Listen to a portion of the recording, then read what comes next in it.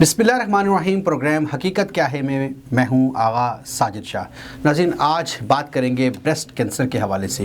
एक ऐसी डिज़ीज़, ऐसी बीमारी जिसको बताते हुए शायद ख़वातीनो हज़रात शाय होती हैं, शर्म महसूस करती हैं, लेकिन ऐसी बीमारी है जो इंसान के लिए जानलेवा साबित हो सकती है। ब्रेस्ट कैंसर के हवाले से वर्ल्ड ब्रेस्ट कैंसर डे भी मनाया जाता है इसी वजह से, ताकि लोगों को अवेयरनेस पहुंचाई जा सके इस हवाले से कि ये बीमारी दरअसल है क्या। अब से कुछ अर्सा पहले तक इस हवाले से लोगों को बिल्कुल नो हाउ नहीं थी। डेथ हो जाने की सूरत में सिर्फ़ और सिर्फ खुदा न खास्ता अल्लाह को ही मोरद इल्ज़ाम ठहराया जाता था कि शायद खुदा की मर्ज़ी। लेकिन फिर उसके बाद जैसे जैसे चीज़ें डायग्नोस होने लगी तो उनके सलूशंस, उनके ट्रीटमेंट्स भी सामने आने लगे। आज हम प्रोग्राम में बात करेंगे कि ब्रेस्ट कैंसर के सिम्टम्स क्या हैं, ये किन लोगों को ज़्यादा होता है, मर्दों में ज़्यादा है या ख़वातीन में ज़्यादा है, इसका ट्रीटमेंट कैसे मुमकिन है। इसकी जो ब्रेस्ट कैंसर की है पूरी दुनिया में बशमूल पाकिस्तान में शरह बढ़ती जा रही है। क्या ये वाकई जानलेवा भी साबित हो सकता है? क्या ऐसे सिम्टम्स हों जिससे फौरी तौर पर पता लगाया जा सके ब्रेस्ट कैंसर के हवाले से और इसको फौरी तौर से ट्रीट करके रिकवर किया जा सके? क्या इसकी भी कोई स्टेजेस हैं? किन स्टेजेस पे जाके ज़्यादा ख़तरनाक ये चीज़ें हो जाती हैं और खुदा न खास्ता जानलेवा साबित होती हैं? इस हवाले से प्रोग्राम में बात करेंगे। प्रोग्राम में हमें ज्वाइन किया है हेल्थ एक्सपर्ट डॉक्टर शबाना नाज ने। अस्सलाम वालेकुम। वालेकुम अस्सलाम जी। डॉक्टर साहब, जैसे मैंने अभी इंट्रो में बात की है ब्रेस्ट कैंसर के हवाले से, तो ब्रेस्ट कैंसर के सिम्टम्स क्या हैं? इनिशियली कैसे पता चलाया जाए कि ब्रेस्ट कैंसर की खुदा न खास्ता किसी को कोई बीमारी लग गई है? जी बिल्कुल, इसके सिंपल सी है कि अगर आपकी एज, कुछ ऐसे रिस्क फैक्टर्स हैं जिसमें अगर आप उसमें आ जाते हैं तो इसका मतलब ये कि अब आपको जो है वो अपनी केयर करना बहुत ज़रूरी है। उसमें ये है कि सबसे पहले तो अगर आपकी एज 40 आप क्रॉस कर गए हैं तो उस वक़्त जो है आपने अपना एक केयरफुल एग्ज़ामिनेशन जो है, एग्ज़ीक्यूटिव जिसे हम कहते हैं, हर साल जो है आपने अपना एग्ज़ामिनेशन कराना है।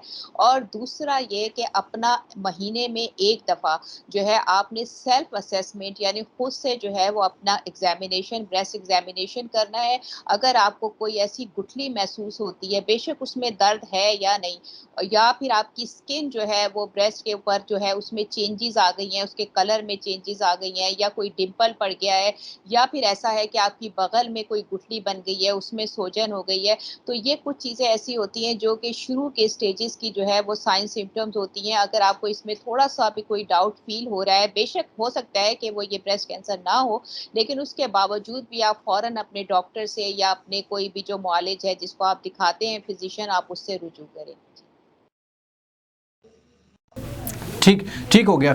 अच्छा, ये बताइएगा कि सिम्टम्स ये बढ़ते हैं तो ये नॉर्मली अभी आपने कहा 40 इयर्स में के बाद होते हैं, तो क्या इससे पहले भी कोई ऐसे चांसेस होते हैं कि अर्ली एज में, बचपने में हो जाए या कोई ऐसी स्टेज के ऊपर भी हो जाए? ये चीज़ें हो सकती है, पॉसिबिलिटी है? जी, बिल्कुल, उसमें ये होता है कि अगर कोई भी जो है हार्मोनल प्रॉब्लम है, कोई भी ऐसी कोई डिज़ीज़ रिलेटेड, वो पैथोलॉजिकल रिलेटेड होती हैं, हार्मोनल कोई हार्मोन आपके डिस्टर्ब हो उस वजह से भी होती है। तो वो अगर आपको कोई हार्मोनल का प्रॉब्लम है, हार्मोन्स का, तो ज़ाहिर है आप अपने गायनेकोलॉजिस्ट के अंडर ट्रीटमेंट होते हैं, तो वो उसको जो है चेक एंड बैलेंस रखते हैं। लेकिन जो यूजुअली जो रिस्क फैक्टर्स में आते हैं, वो आते हैं आफ्टर द एज ऑफ 40। 40 से अबव जो है, और उसके अलावा कुछ और फैक्टर्स हैं जिसके अंदर अगर आपके जो है इनफर्टिलिटी है, जैसे अगर आपके बच्चे नहीं हैं, या फिर अगर आपके बच्चे 30 साल की उम्र के बाद अगर आपका फर्स्ट बेबी होता है, तो ये औरतें भी हाई रिस्क पे होती हैं। और दूसरा ये कि लैक ऑफ ब्रेस्ट फीडिंग, अगर जो माएँ जो है बच्चों को दूध नहीं पिलाती, वो भी हाई रिस्क पे होती हैं। इसके अलावा एक्सपोज़र टू द रेडिएशन, जो रेडिएशन से एक्सपोज़र होता है, जैसे हम बिला जवाज़ जो है वो अपने एक्स-रेज़ करा रहे हैं, एमआरआई करा रहे हैं, तो ये चीज़ें भी हमें अवॉइड करनी चाहिए, क्योंकि जब तक हमारा डॉक्टर ना हमें रिकमेंड करे, जब तक हमें ये चीज़ें नहीं करानी चाहिए। बाकी अगर कभी आपको किसी और वजह से आपके चेस्ट के ऊपर रेडिएशन हुई है, कोई रेडियोथेरेपी हुई है, तो ऐसी औरतें भी जो है वो हाई रिस्क पे होती हैं। और वो औरतें जो कि अब पाकिस्तान में तो नहीं बल्कि फॉरेन कंट्रीज़ में, जैसे अल्कोहल लेती हैं या हमारे यहाँ टोबैको का इस्तेमाल, ये इस्तेमाल भी जो है, ऐसी औरतें भी जो है वो हाई रिस्क पे होती हैं। इसके अलावा जो है हार्मोनल थेरेपी जो है, हार्मोनल रिप्लेस थेरेपी, उसमें ये होता है कि कुछ लोग खुद ब खुद जो है वो हार्मोन्स लेना शुरू कर देते हैं। इसके लिए ज़रूरी है कि अंडर सुपरविज़न अपने डॉक्टर के, जब भी कोई भी हार्मोनल थेरेपी लें तो आप अपने डॉक्टर के सुपरविज़न में लें।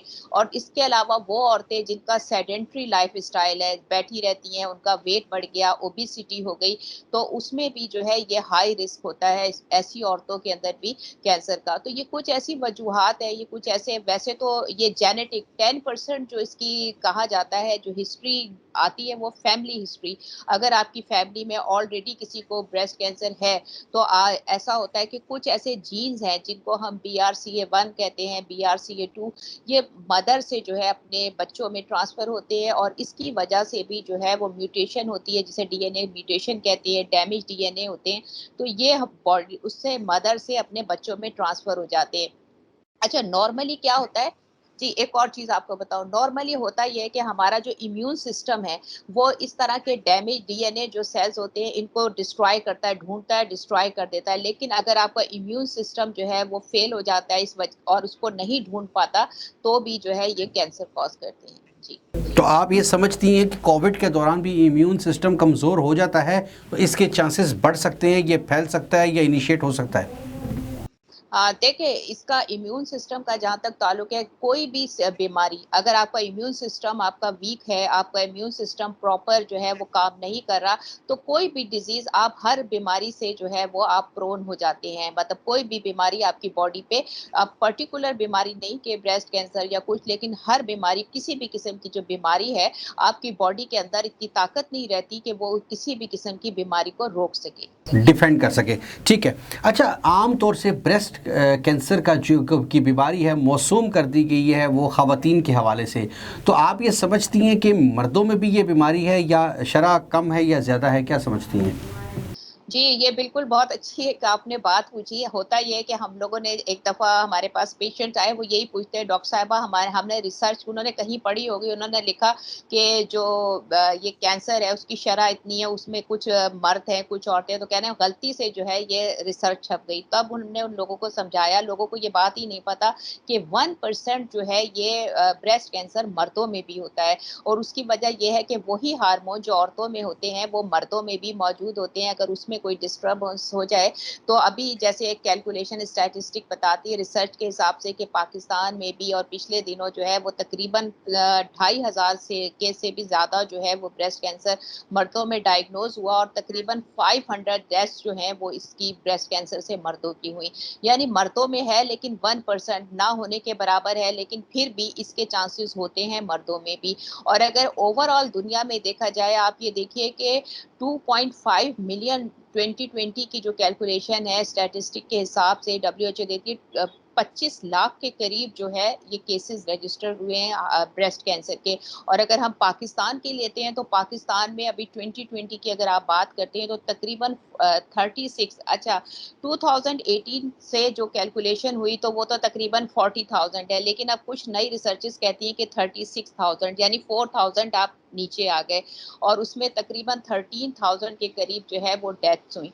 लेकिन इसकी रीज़न क्या है कि जो हम लोग ये अवेयरनेस और ये जो डेज़ मना रहे हैं, उससे क्या होता है, कैंसर का है ये कि जितना अर्ली आपने इसको डायग्नोज कर लिया, उतनी ही जो है आपकी जल्दी उसका ट्रीटमेंट स्टार्ट हो जाएगा और आप उतनी ही ज़्यादा आपके रिकवरी के चांसेस बढ़ अच्छा, जाएंगे। एक चीज़ और बताइएगा, मर्दों और औरत के हवाले से हम बात कर रहे हैं, आप क्या समझती हैं कि मर्दों का डिफेंसिव सिस्टम कुछ मजबूत होता है, उनमें रिकवरी के चांसेस ज़्यादा होते हैं, या दोनों में बराबर होता है, सिर्फ डिपेंड करता है कि हमने इसको डायग्नोज किस स्टेज के ऊपर किया है?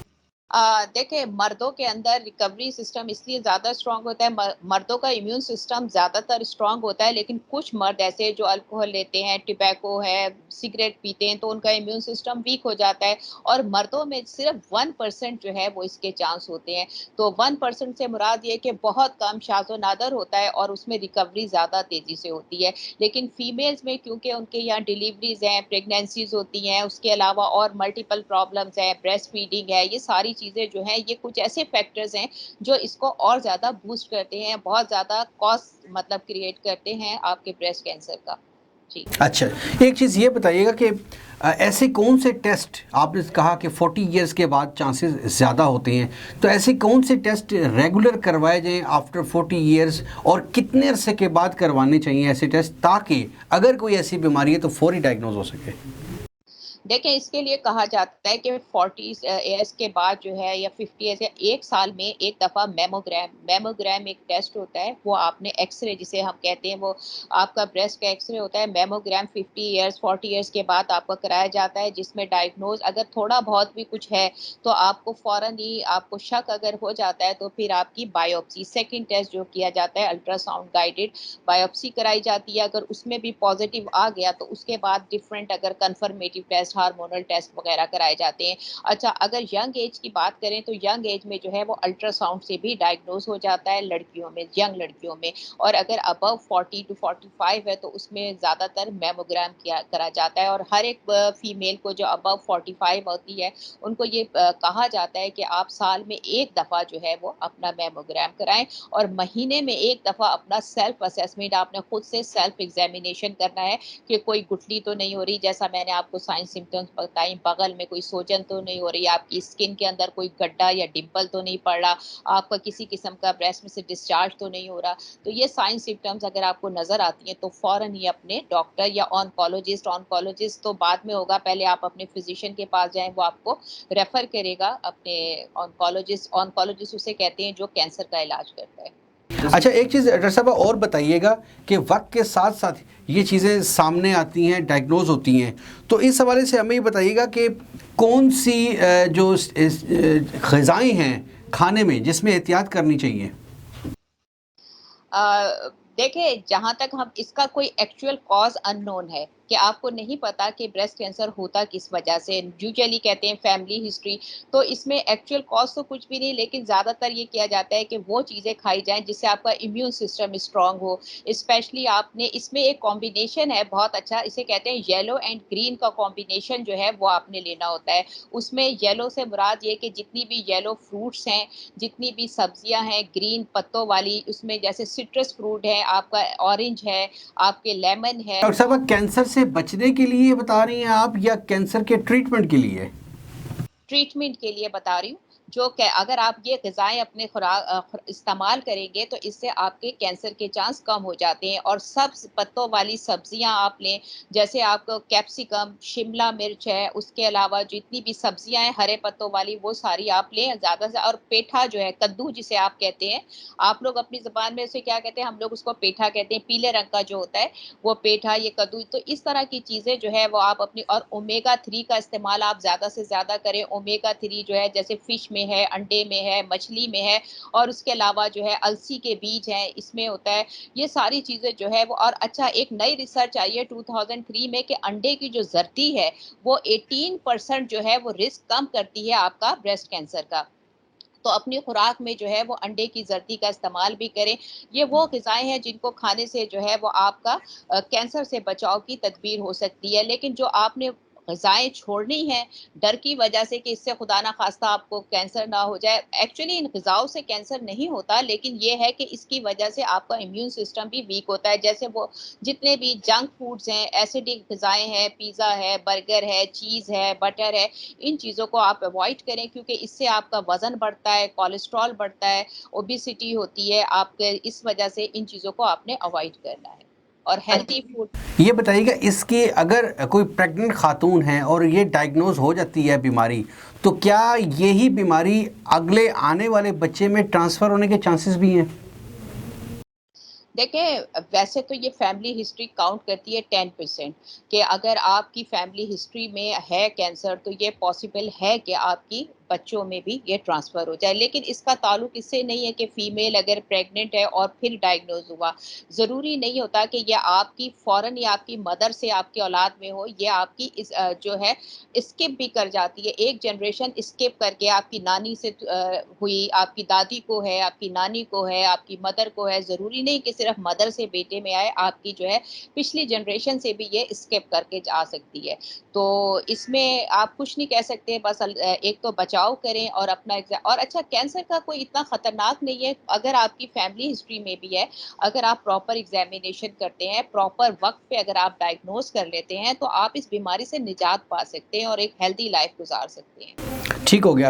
अच्छा, वक्त के साथ साथ ये चीज़ बीमारी ज़ाहिर है बढ़ती है, इसके सिम्टम्स सामने आना शुरू हो जाते हैं, लोगों को इस हवाले से इल्म नहीं है, पता नहीं होता, तो क्या ये सिर्फ और सिर्फ जिस्म के किसी स्पेसिफाइड हिस्से को मुतासर करती है या पूरे जिस्म में ये चीज़ फैलना शुरू हो जाती है और बाकी जो ऑर्गन्स होते हैं उनको भी डिस्टर्ब कर सकती है? देखिए शुरू में तो है इसके 4 स्टेजेस होते हैं। इसका स्टेज 1, स्टेज 2, स्टेज 3 और 4।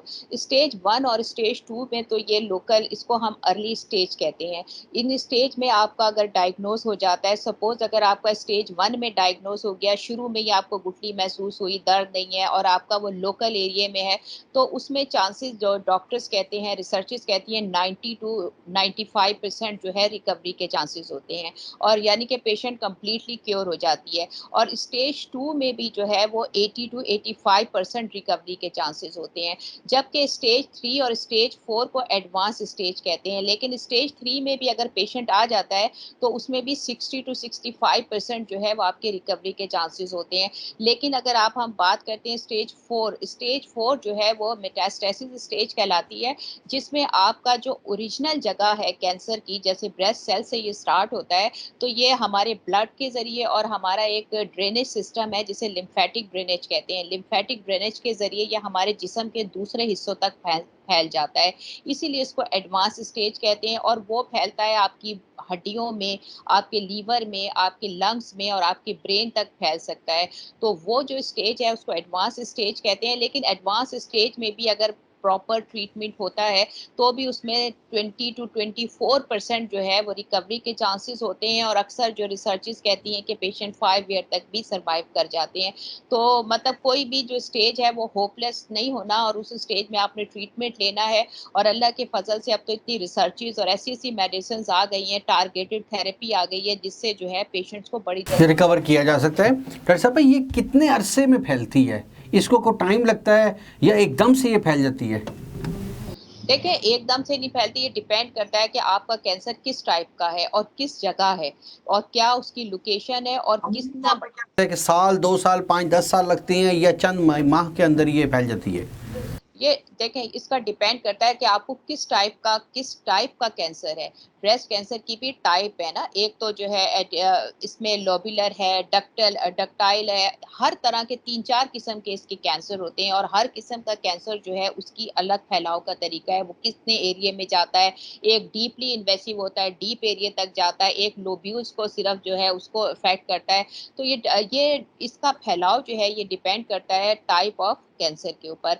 जिस टाइप का कैंसर ठीक है, अभी आपने बताई है स्टेजेस के हवाले से, तो ये स्टेजेस किस तरह से एक दूसरे से डिफर करती हैं? कैसे स्पेसिफाई किया जाता है इन स्टेजेस को वक्त के लिहाज से कि इस कैंसर को डायग्नोज हुए या इस बीमारी को शुरू हुए इतना अरसा हो चुका है, या इसके फैलने के लिहाज से इसकी स्टेजेस, इसकी सीवियर अटैक के लिहाज से इसको अलग-अलग स्टेजेस डिवाइड की गई हैं?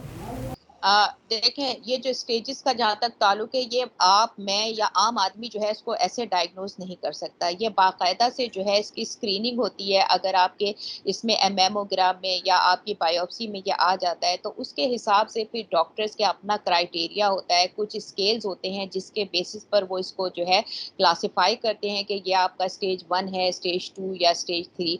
यानी ये सारी चीज़ें जो हैं वो आपका ऑन्कोलॉजिस्ट जो है वो क्लासिफाई करता है, उसकी ग्रेडिंग करती है। इसमें डिफरेंट ग्रेड्स होते हैं, उस हिसाब से वो ग्रेडिंग करते हैं, उसकी पैथोलॉजी के हिसाब से, उसकी हिस्टोपैथो के हिसाब से, बायोप्सी के हिसाब से। तो ये वही बता मतलब आम आदमी को अंदाजा नहीं होता कि अभी आप स्टेज 1 में, क्योंकि अक्सर ये होता है कि कैंसर में पेन नहीं होता, इसमें कोई तकलीफ नहीं होती, इसलिए स्टेज 1 और स्टेज 2 में तो पता ही नहीं चलता, लोगों को एहसास ही नहीं होता कि वो इस स्टेज पे है। उनको एहसास जब होता है जब कैंसर काफी हद पता आपने कहा कुछ बॉडी में ऐसी चेंजेस होती हैं, स्किन में चेंज होती है, कोई गिल्टी या कोई ऐसी चीज़ आ जाती है, लेकिन क्या ऐसी कोई और सिम्टम भी हैं, लाइक अगर उस किसी को वॉमिटिंग होती है या उसके किसी स्पेसिफिक हिस्से में कोई स्पेशल किस्म का कोई दर्द, कोई पेन फील होती है, या कोई चीज़ अगर काम करना छोड़ देती है, तो ये वजूहत हो सकती हैं और इंसान एक अंदाज़ा लगा सकता है कि शायद मुझे कुछ प्रॉब्लम है और वो चेक कराया जा सके? जी देखें, अक्सर ऐसा होता है कि अगर आपका एडवांस स्टेज में आ गया और कैंसर फैल रहा है आपका लिम्फेटिक सिस्टम से या ब्लड स्ट्रीम से, तो हड्डियों में अगर आएगा तो लॉन्ग बोन जो बड़ी हड्डियां हैं, जैसे शोल्डर में आपको दर्द होगा, गर्दन में दर्द होगा, आपकी टांगों में दर्द होगा, आपकी स्पाइन में दर्द होगा, आपके हिप्स में दर्द होगा। जब आप चलेंगे तो आपको बहुत ज़्यादा तकलीफ होगी। तो जब ऐसी तकलीफ हो तो आप ये ना सोचें कि मुझे कैंसर है, आप फ़ौरन अपने डॉक्टर से रुजू करें, तो डायग्नोज़ तो डॉक्टर खुद करेगा। और अगर आपको जैसे अगर ये लीवर में चला जाता है, यूजुअली ये एसिम्प्टोमेटिक होता है, इतनी जल्दी पता नहीं चलता कैंसर कि आपके लीवर में चला गया, लेकिन जब ये लीवर में जाता है तो आपको भूख नहीं लगती, उल्टी आती है, नौसिया होता है। अगर आपको और कोई प्रॉब्लम हो, ब्लॉकेज हो जाए पोर्टल वेन वगैरह की, तो उसके अलग साइन सिम्टम्स होते हैं। आपका वजन गिरना शुरू हो जाता है, तो आप फौरन अपने डॉक्टर से रुजू करें। और अगर ये लंग्स तक पहुंचता है, तो लंग्स में पहुंचने से उसको शॉर्टनेस ऑफ ब्रेथ हम इसे कहते हैं, यानी सांस लेने में आपको तकलीफ होगी, आपको खांसी होगी और आपको जो है आपको जैसे आपको ऐसा फील होगा कि आपके चेस्ट में टाइटनेस हो रही है, टाइटनेस ऑफ चेस्ट होगी, और भी मल्टीपल सिम्टम्स हो सकती हैं। ये कुछ खास हैं जो हम लोग मेडिकली इसको डिस्क्राइब करते हैं। इसके अलावा अगर आपकी ब्रेन में चला जाता है तो आपको सर में दर्द होगा, आपका मेमोरी याद आप भूल जाएंगे, आपको पता नहीं चलेगा, आपकी विजन में प्रॉब्लम होने लगेगा, आपके बोलने में प्रॉब्लम होने लगेगा। तो ये कुछ ऐसी साइन सिम्टम्स हैं, अगर आपके बॉडी में अपेयर होना शुरू हो गई हैं, तो आपने ज़रूरी नहीं कि ये आपको ब्रेस्ट कैंसर है, फैल गया है, लेकिन जब भी कोई ऐसे प्रॉब्लम हो, आप फ़ौरन अपने डॉक्टर से कंसल्ट करें, तो वो फिर उसके हिसाब से आपकी स्क्रीनिंग कराएगा। अक्सर आपको साजिद साहब ये होता है कि अगर आप प्री स्क्रीनिंग कराते हैं, जैसे हर साल में 1 दफ़ा, तो ज़रूरी नहीं कि आप स्टेज 1 और स्टेज 2 में उस पेशेंट को डायग्नोज़ कर लें, बल्कि बसा औक़ात ऐसा होता है कि आप कैंसर होने से पहले उसमें अगर कोई लीजन नज़र आ जाता है, जिसको हम डीसीआई कहते हैं, अगर वो पता चल जाता है, तो आप पहले ही प्रिकॉशन कर लेते हैं कैंसर होने से पहले कि अब जो टिश्यूज़ में थोड़ी-सी चेंजेज़ आ गई, उसको स्टेज 0 भी कहते हैं ना, उसको आप फाइंड आउट कर लेते हैं और आप इज़िली जो है वो पेशेंट को बचा सकते हैं इस मुसीबत से। ठीक हो गया। अच्छा, आपने अभी बताया कि इसकी स्टेज 1, 2, 3, 4 स्टेजेस होती हैं और वक्त के साथ साथ ये डायग्नोज होती हैं। अगर टाइमली डायग्नोज हो जाए तो इसका ट्रीटमेंट यकीनन मुमकिन है, लेकिन अगर ट्रीटमेंट टाइमली ना हो तो खुदा न खास्ता ये जानलेवा भी साबित हो सकता है। आप क्या समझती हैं कि पाकिस्तान समेत पूरी दुनिया में ब्रेस्ट कैंसर की शरह बढ़ती जा रही है, इसकी क्या वजूहात हैं? क्या टाइम से डायग्नोज ना होना, या अभी तक उस तरह से इसका ट्रीटमेंट तलाश नहीं किया जा सका? देखिए, अब जो अवेयरनेस है, अब तो सर्वाइवल रेट ज़्यादा हो रहा है, यानी पहले तो ये था कि कैंसर से बहुत ज़्यादा डेथ्स होती थी। जैसे अब हम लोग पढ़ रहे थे उस दिन 2018 में जो है ये इसकी और ज़्यादा रैंकिंग थी। अब जो है ये कम हो गया है। जैसे मैंने आपसे बताया, पहले जो रेशियो था 1:9 था। 1:9 का मतलब ये है कि 9 में से 1 औरत को ब्रेस्ट कैंसर होता था। लेकिन अब जो कैलकुलेशन आई है वो 1:8 हो गई ना, 8 में से 1 औरतों को। तो इसकी क्या वजह है? एक तो ट्रीटमेंट, एक अवेयरनेस और एक न्यू रिसर्चेज़ और न्यू ट्रीटमेंट जो इसके अंदर आ गए हैं। अच्छा, अब जो पाकिस्तान की आप सबसे बड़ा अलमिया क्या है स्पेशली हमारे मुल्क में? एक तो अवेयरनेस, और सेकंड जो है कि शर्म। एक हमारी औरतें जो है इस बीमारी को बताते हुए शर्म महसूस करती हैं कि अगर उनको कुछ है, तो उनके लिए आप लोगों को ये पैगाम देना चाहिए, इसमें आपका कोई कसूर नहीं है, आप इसके रिस्पॉन्सिबल नहीं हैं कि ये कैंसर अगर है तो इसमें आपका तो कोई इन्वॉल्वमेंट नहीं है। ये एक बीमारी है जो खुदा की तरफ से है, और इसमें ये इसके बढ़ने की वजह यही होती है कि औरतें जो है वो छुपा के रखती हैं।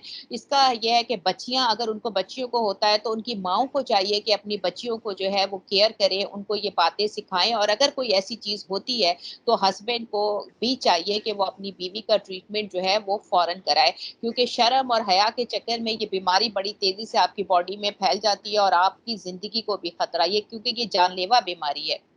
एक वजह तो हमारे जी जी, बीमारी जानलेवा साबित हो सकती है। अच्छा, आखिरी बात बताइएगा डॉक्टर साहबा कि अभी जो करंट सिचुएशन जा रही है ट्रीटमेंट के हवाले से, ज़ाहिर है ट्रीटमेंट्स पूरी दुनिया में एक एडवांस ट्रीटमेंट टेक्नोलॉजी आ चुकी है, थेरेपीज़ आ चुकी हैं, तो क्या ऐसी सिचुएशन में कैंसर अगर डायग्नोज हो जाता है तो सर्जरी भी होती है? तो ये बताइएगा कि सर्जरी कितने अरसे में होती है और इसके क्या कोई नुकसानात भी हैं, साइड इफ़ेक्ट्स भी हैं? देखें इसमें ये होता है सर्जरी का ये है कि ये डिपेंड करता है ऑन्कोलॉजिस्ट के। कुछ मरीज ऐसे होते हैं जिनको फर्स्ट लाइन ऑफ ट्रीटमेंट जिसमें जो है वो सर्जरी होती है। अगर आपका स्टेज 1 और स्टेज 2 है, आपको गुठली महसूस हुई, उसको ऑपरेट करके डॉक्टर निकाल देते हैं। और अगर जो है कुछ केसेस में ऐसा होता है कि पहले डॉक्टर्स अगर वो फैल गया उसकी ग्रोथ को कम करने के लिए उसको लोकलाइज करके पहले कीमोथेरेपी और रेडियोथेरेपी देते हैं, उसके बाद जो है वो उसकी सर्जरी करते हैं। ये डिपेंड करता है ऑन्कोलॉजिस्ट पे। वैसे जो बेसिक है वो यही दिया जाता है कि first line of treatment surgery होती है। अगर आपको शुरू के स्टेज में पता चलता है उसको रिमूव कर दिया जाता है। Second line of treatment chemotherapy है। कीमोथेरेपी मेडिसिन के इंजेक्शन लगाए जाते हैं जो कि खास उस एरिया पे जाके उन सेल्स की ग्रोथ को बढ़ने से रोकते हैं। जब वो लोकलाइज हो जाते हैं तो उसके बाद थर्ड लाइन ऑफ ट्रीटमेंट जो है वो रेडियोथेरेपी होती है, ताकि उस एरिया को डिस्ट्रॉय कर देते हैं उन सेल्स को, ताकि वो दोबारा ना हो। और फोर्थ लाइन ऑफ ट्रीटमेंट ये है कि जब उनकी उस कैंसर की जब बायोप्सी होती है या जो उसकी हिस्टोपैथो रिपोर्ट होती है उससे पता चलता है कि अगर वो हार्मोन से रिलेटेड है, क्योंकि अगर इंक्रीज होता है एस्ट्रोजन और प्रोजेस्टेरोन लेवल अगर आपका इंक्रीज होता है उसकी वजह से जो कैंसर होता है तो उसमें फिर हार्मोनल थेरेपी दी जाती है, टैबलेट्स दी जाती हैं जो 5 से 10 साल तक पेशेंट को खानी पड़ती हैं। तो ये जो है मेनली जो है ये। और उसके अलावा अब तो नई इनोवेशन आ गई है, टारगेटेड थेरेपी भी आ गई है और भी बहुत सारी नई नई जो है जिससे पेशेंट्स को बड़ी जल्दी जो है वो डायग्नोज भी कर लिया जाता है और उसकी जो है रिकवर भी हो जाता है। अच्छा, एक और चीज़ है आपकी बात से, क्या पाकिस्तान के अंदर इस वक्त सर्जरी की सहूलियात मैसर हैं और ट्रीटमेंट उसी तरह इंटरनेशनल लेवल का पाकिस्तान में हो पाएगा इसका कैंसर का इसी वाले से? बिल्कुल, आपको पता है पाकिस्तान में सबसे एक तो सबसे बड़े आपने देखा होगा खुद भी हमारे यहाँ पाकिस्तान में शिफा इंटरनेशनल में भी बहुत बड़ा ऑन्कोलॉजी डिपार्टमेंट है आपके अपने इस्लामाबाद में। उसके अलावा हमारे डिफरेंट शहरों में शौकत खानम जो है वो भी कैंसर का, ये वो हॉस्पिटल्स हैं जो फ्री ऑफ कॉस्ट हैं, इसलिए मैं उनका नाम ले रही हूँ। वैसे तो हर हॉस्पिटल में होता है जिसमें फ्री ऑफ कॉस्ट है सर्जरी। हमारे कराची में जिना हॉस्पिटल में सबसे बड़ा जो है वो अपना साइबर नाइफ जो नई टेक्नोलॉजी है वो पाकिस्तान में जहाँ बना जिना हॉस्पिटल में उसको लगाया गया है, जिसमें बहुत सारे मुल्कों के लोग मतलब अफगानिस्तान और इजिप्ट हर जगह से लोग आके वो लोग भी आके यहाँ पर साइबर नाइफ से ट्रीटमेंट कराते हैं और जिसमें डिफरेंट टाइप की कैंसर का ट्रीटमेंट होता है जो कि बिल्कुल जदीद टेक्नोलॉजी है।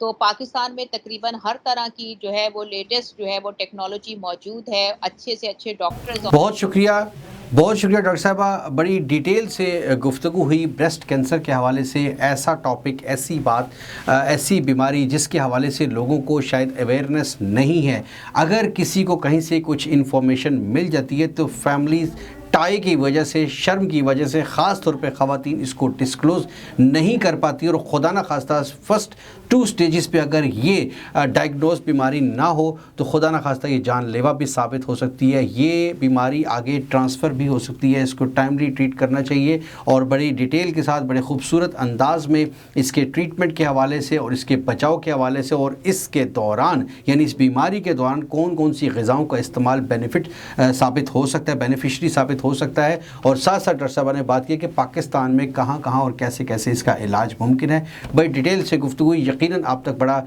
अच्छा डिटेल से मैसेज पहुँच चुका होगा। इसी के साथ आज के प्रोग्राम का वक्त ख़त्म हो, अगले प्रोग्राम में फिर मुलाकात होगी। इजाज़त दीजिए, अल्लाह हाफ़िज़।